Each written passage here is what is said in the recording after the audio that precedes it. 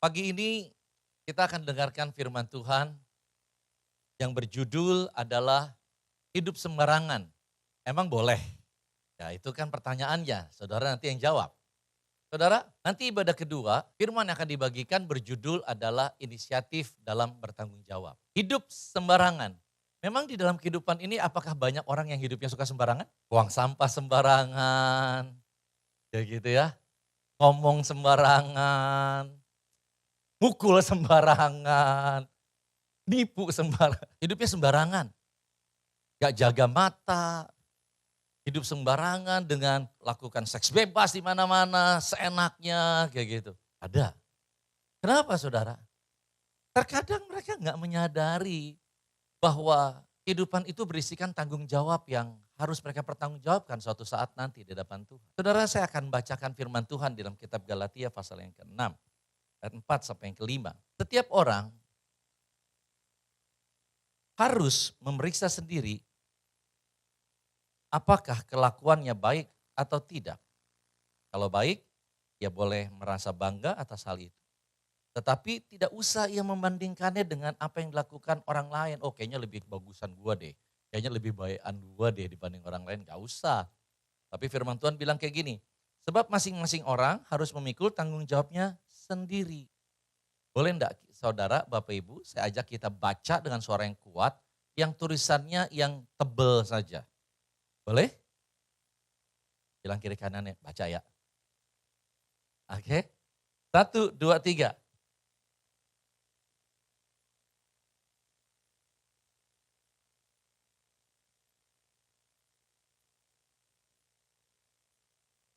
Ya, sebab masing-masing orang harus mikul tanggung jawabnya sendiri. Dalam firman Tuhan, Tuhan Yesus pernah berkata gini, pikulah kuk yang daripadaku. Ada kuk, artinya ada tanggung jawab yang harus kita pikul di dalam kehidupan kita. Tetapi firman Tuhan itu selanjutnya berkata, setelah itu dikatakan, ada ayat yang lain yang berkata, marilah datang kepadaku yang letih lesu dan beban berat. Aku akan berikan kelegaan padamu. Jadi ketika kita mengerjakan tanggung jawab kita, mungkin kelihatannya capek, mungkin kelihatannya lelah, mungkin kelihatannya aduh kayaknya udah gak tahan lagi nih untuk mengerjakan tanggung jawab saya. Tetapi firman Tuhan berkata, Tuhan akan berikan kelegaan bagi kita. Tetapi ada hal yang lain, apa yang terjadi ketika seseorang dia hidupnya tidak bertanggung jawab. Maka yang terjadi adalah dia akan menanggung berbagai macam hal, yaitu adalah dikatakan apa, dia bisa kehilangan keselamatannya, hilang masa depannya, bahkan juga hilang kesempatan. Suatu ketika pada saat saya nonton sebuah TV yaitu kejuaraan MotoGP. Pada saat waktu itu saya ngeliat itu seru banget dan yang membuat saya senang adalah pembalap dari Indonesia itu di urutan yang ketiga. Dan pada saat masuk garis finish pembalap Indonesia itu urutan yang ketiga. Dan biasa selayaknya pembalap-pembalap gitu ya, kalau pembalap-pembalap motor gitu ya, kalau saudara sering nonton, maka ketika dia menang gitu, dia akan begini di motornya, gitu. Ini saya cuman tunjukin doang. Oke saudara, lalu artinya apa? Dia merayakan kemenangannya. Tetapi intinya pada akhirnya adalah begini saudara. Pada saat saya nonton itu ternyata pembalap Indonesia yang urutan ketiga, juara ketiga. Ternyata didiskualifikasi. Dia kena penalti. Karena apa? Karena dikatakan bahwa dia ini ketika balapan tidak berkendara dengan bertanggung jawab. Akibatnya dia nggak jadi juara tiga, yang juara tiga adalah pembalap dari Malaysia. Ada banyak hal kesempatan demi kesempatan Tuhan akan bukakan dalam kehidupan kita. Tetapi terkadang ketika kita tidak bertanggung jawab, maka kita akan kehilangan kesempatan baik, kesempatan emas yang Tuhan berikan pada kita. Ini berbicara bukan hanya nanti di sorga. Saya percaya di sorga adalah bagian yang Tuhan telah sediakan buat kita. Tetapi di bumi ini, terkadang kita bisa kehilangan hal yang seperti itu. Tapi hari ini, yuk kita sama-sama untuk kita perhatikan bahwa ternyata Tuhan meminta kita bertanggung jawab, tujuannya adalah hal yang indah.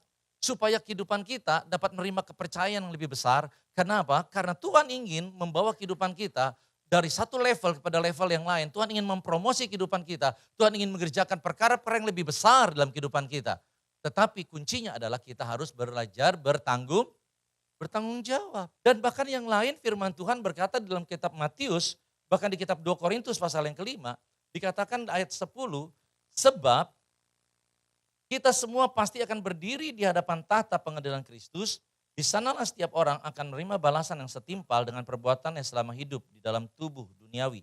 Masing-masing akan memberikan pertanggungjawaban atas perbuatannya, yang baik maupun yang jahat. Matius 12 ayat yang ke-36 ayat 37 berkata demikian. Tetapi aku berkata kepadamu bahwa pada hari pengadilan setiap orang akan bertanggung jawab atas setiap perkataan yang pernah diucapkannya, bahkan yang diucapkan dengan sembarangan.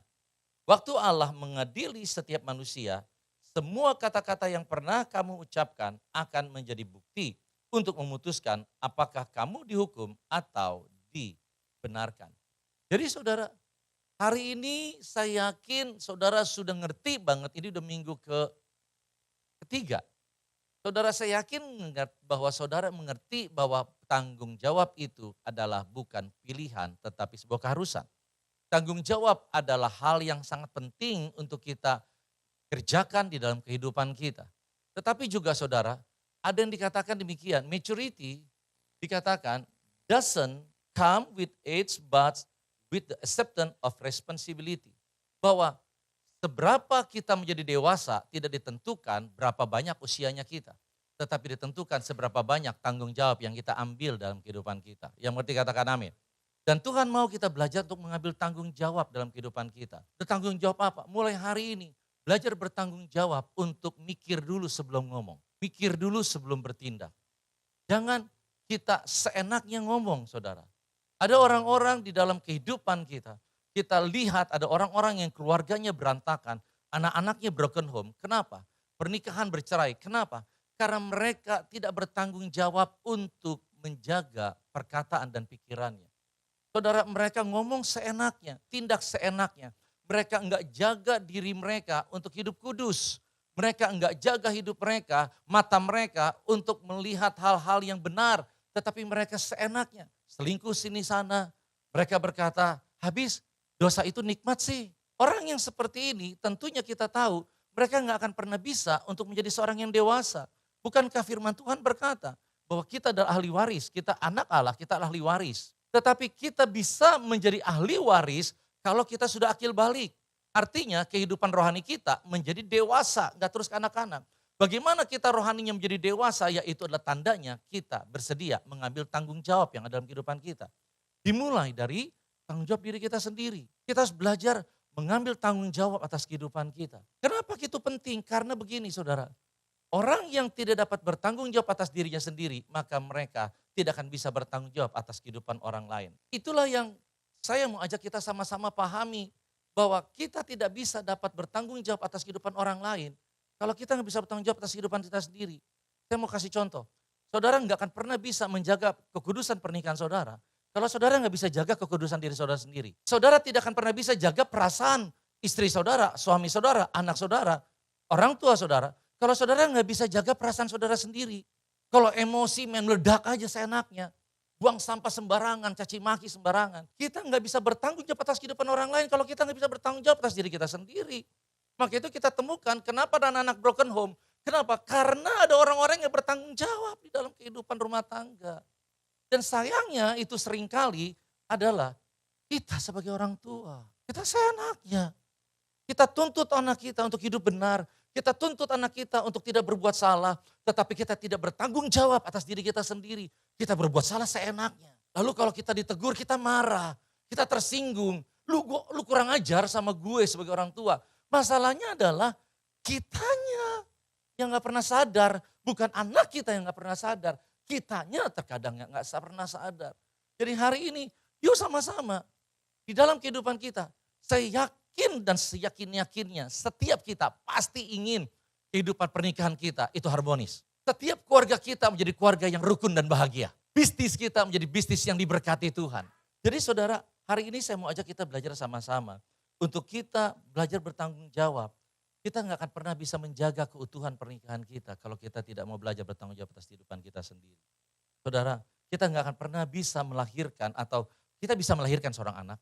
Tetapi kita tidak pernah bisa melahirkan seorang anak yang bertanggung jawab. Seorang anak yang hidup dalam kebenaran. Kalau kita sendiri tidak bertanggung jawab untuk mendidik anak-anak kita. Kita pengennya anak kita seperti kayak matang pohon dengan sendirinya gitu. Jadi orang sukses, orang baik, bermartabat, punya kedudukan, punya tabiat yang bagus. Kita inginkan semuanya itu begitu begitu baik. Tetapi sadar nggak sih bahwa segala sesuatu yang baik yang kita idam-idamkan itu tidak pernah bisa terjadi begitu saja. Ada hal yang dimana kita harus kerjakan, itu tanggung jawab kita. Untuk kita bisa bertanggung jawab merawat keluarga kita bisa bertanggung jawab merawat pernikahan kita bisa bertanggung jawab merawat anak-anak kita. Kalau kita bisa bertanggung jawab merawat diri kita dulu sendiri. Kalau kita nggak bisa bertanggung jawab untuk merawat diri kita sendiri, mata lihat pornografi seenaknya, puasin seks di luar sana seenaknya, curi sana, curi sini, nipu sana, nipu sini, ngomong maki-maki seenaknya. Kita nggak pernah bisa merawat tubuh kita, jiwa kita, pikiran-pikiran yang jelek terus, pikiran yang jahat, hati kita juga, dan sebagainya. Kita nggak pernah bisa merawat diri kita. Kita nggak akan pernah bisa bertanggung jawab merawat orang lain.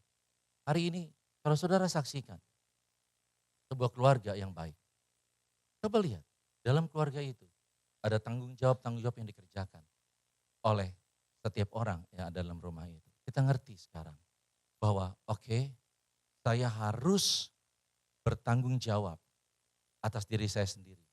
Sebab kalau saya tidak bisa bertanggung jawab atas diri saya sendiri, saya nggak akan pernah bisa bertanggung jawab menjaga keutuhan pernikahan saya. Saya tidak akan pernah bisa bertanggung jawab menjaga keutuhan keluarga saya. Saya tidak akan bisa bertanggung jawab untuk mengerjakan setiap pekerjaan tugas yang diberikan di kantor saya.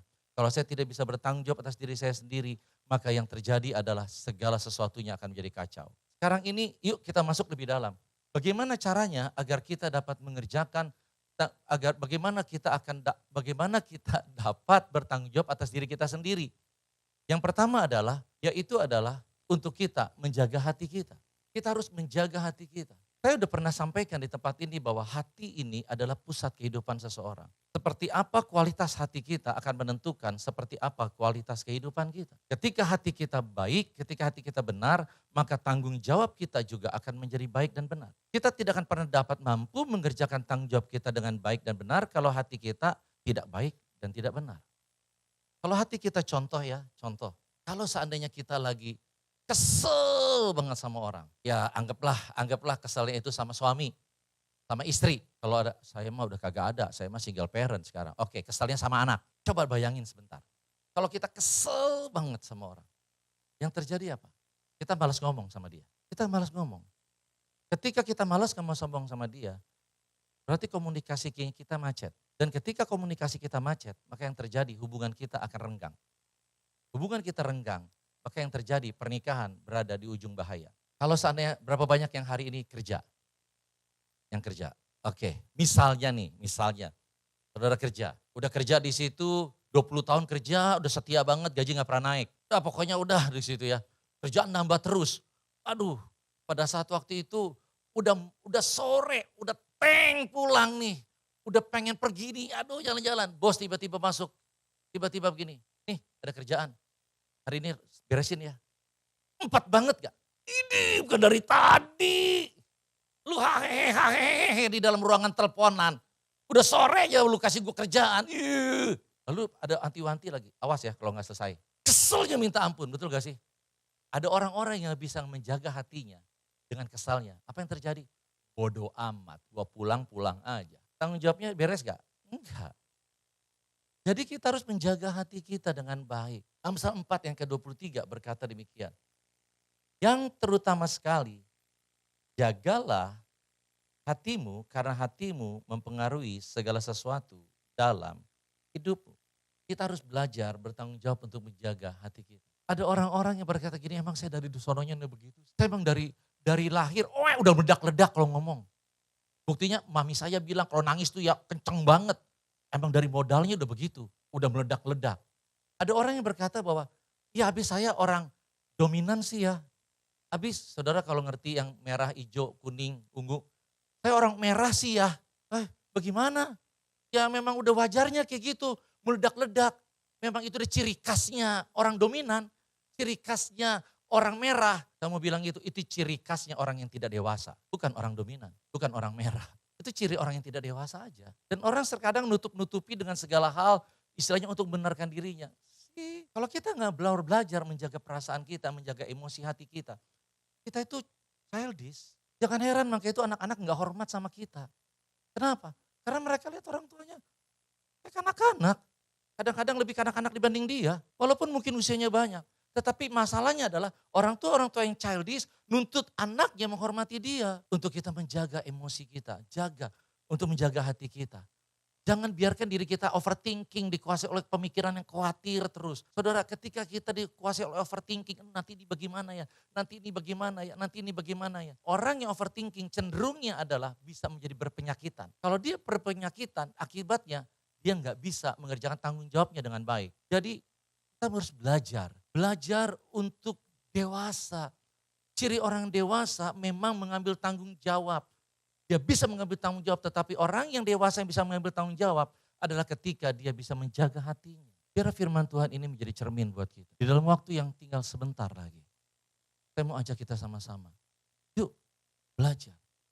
Belajar untuk menjaga hati. Yang kedua adalah disiplin rohani. Apa sih itu disiplin rohani? Disiplin rohani dimulai dari kata disiplin, yaitu adalah tetap melakukan apa yang seharusnya dilakukan sekalipun sulit dan sedang tidak ingin melakukannya. Itu artinya disiplin. Jadi kalau artinya dengan kata lain disiplin rohani adalah begini. Tetap melakukan hal-hal yang rohani sekalipun kondisinya sedang sulit dan lagi sedang gak pengen melakukannya. Contoh ibadah, contoh berdoa. Lagi gak pengen ibadah, tapi dia tetap terus untuk datang ibadah. Sekalipun mungkin mendung, sekalipun mungkin hujan, ribet nih kalau udah hujan urusannya nih ya.